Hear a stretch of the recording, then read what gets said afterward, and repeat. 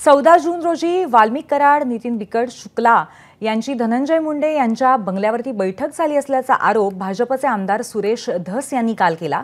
त्यांच्या याच आरोपाला आता नितीन बिकट यांनी उत्तर दिलंय, पाहूयात।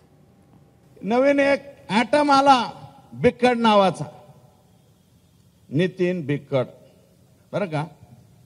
नितीन बिकट नावाचा, ह्याची सुरुवात संतोषचा जो खून झालेला आहे याची सुरुवात शुक्रवारी नाही झालेली, याची सुरुवात मे महिन्यापासून एप्रिल महिन्यापासून सुरू झाली। माझ्यावर कुठलाही हे जे आरोप करता हे सगळं खोटं आहे। मी त्या खंडणी प्रकरणात कुठल्याही खंडणी प्रकरणात नाही। आजही माझं त्या आवाडा कंपनीला काम चालू आहे। जर मी त्या खंडणी प्रकरणात असतो तर आवाडा कंपनीने आतापर्यंत माझं ते काम काढून घेतलं असतं आणि 25 दिवसात माझं नाव पण घेतलं असतं। वाल्मिक कराडांशी माझं कसलाही संबंध नाही। माझं धनंजय मुंडे साहेबांशी कधी काम असेल तर मी त्यांना भेटतो, नाहीतर त्याचं कधीच नाही। ते पण 1 ते 2 वेळेस भेटलेले आतापर्यंत मी त्यांना कामासाठी। एबीपी माझा, उघडा डोळे बघा नीट।